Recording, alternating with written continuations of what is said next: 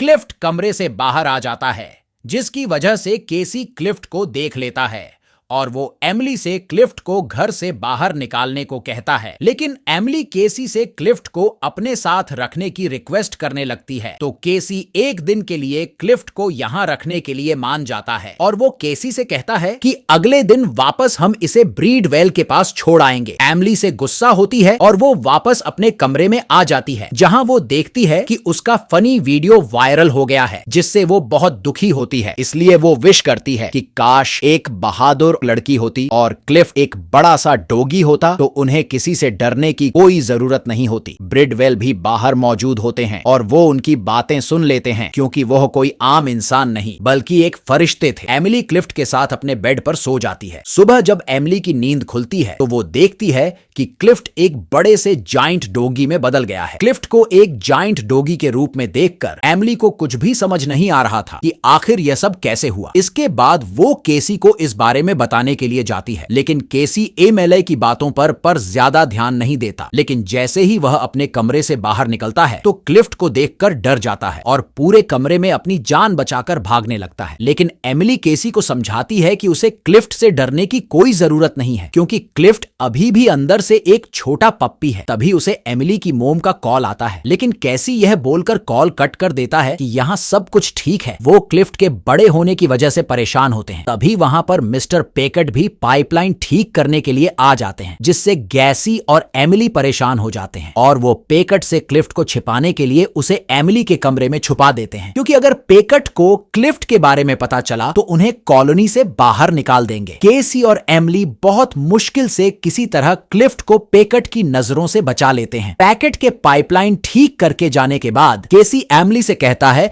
कि उन्हें आप जल्द से जल्द क्लिफ्ट को ब्रिडवेल को वापस कर देना चाहिए। लेकिन एमल केसी की बातों से एग्री नहीं करती, क्योंकि उसे लगता है कि क्लिफ्ट को कोई बीमारी हो गई है, जिसकी वजह से वो साइज में इतना बड़ा बन गया है। इसलिए हमें क्लिफ्ट को डॉक्टर के पास ले जाना चाहिए पहले। तो केसी ऐसा करने से मना कर देता है, लेकिन एमएलए के रिक्वेस्ट करने पर वो राजी हो जाता है। केसी क्लिफ्ट को अपनी वैन में डॉक्टर के पास ले जाने का प्लान बनाता है। एमिली केसी की वैन देखकर बहुत हैरान होती है, क्योंकि उसे नहीं पता था कि वो वैन में रहता है। कैसी उसे कहता कि तुम इस बारे में तुम्हारी माँ को मत बताना, क्योंकि मैं नहीं चाहता कि वो मेरी वजह से परेशान हो। फिर वो क्लिफ्ट को गाड़ी के अंदर जाने को कहते हैं और क्लिफ्ट उनकी बात मान लेता है। तभी एमिली का फ्रेंड ओवन भी वहां जाता है, क्योंकि उसे एमिली की स्कूल प्रोजेक्ट में मदद चाहिए थी। तभी वो क्लिफ्ट को देखकर बहुत डर जाता है, मगर एमिली और केसी सभी को विश्वास दिलाते हैं कि वो एक नॉर्मल डॉग की तरह ही है, बस वो बीमार हो गया है और वो किसी को कुछ नुकसान नहीं पहुंचाएगा। इसलिए अब ववन भी उनकी टीम में शामिल हो जाता है। मगर तभी क्लिफ हर्ड पार्क में एक बड़े से एक्सरसाइज बॉल को देखकर भागने लगता है, क्योंकि उसे लगता है कि वो एक बॉल है। क्लिफ्ट एक्सरसाइज बॉल पर हमला करके उसे फोड़ देता है, जिससे वह आदमी बाहर आ जाता है और अब सिटी के सभी लोगों को क्लिफ्ट के बारे में पता चल जाता है। वयम में लाइफ ग्रह के सीईओ जैक को दिखाया जाता है, जो हजारों सालों से जानवरों और चीजों को बड़ा करने के फॉर्मूले पर काम कर रहा होता है। लेकिन अभी तक उसे इस फॉर्मूले पर कोई सफलता नहीं मिली थी, जिसकी वजह से उसकी कंपनी के शेयर लगातार गिरते जा रहे थे। मगर तभी उसे सोशल मीडिया पर क्लिफ्ट के बारे में पता चलता है, क्योंकि क्लिफ्ट की फोटो सोशल मीडिया पर बहुत वायरल हो रही थी। क्लिफ्ट को देखकर जैक को आइडिया आता है कि अगर वो किसी तरह से यह साबित करने में कामयाब हो जाए कि क्लिफ्ट का साइज उसके फार्मूले की वजह से बड़ा है, तो इन्वेस्टर एक बार फिर से उसकी कंपनी में इन्वेस्ट करना शुरू कर देंगे, जिससे उसकी पैसों की सारी प्रॉब्लम सॉल्व हो जाएगी। वही एमिली क्लिफ्ट को लेकर डॉक्टर के पास पहुंच जाती है, लेकिन डॉक्टर इन्हें बताता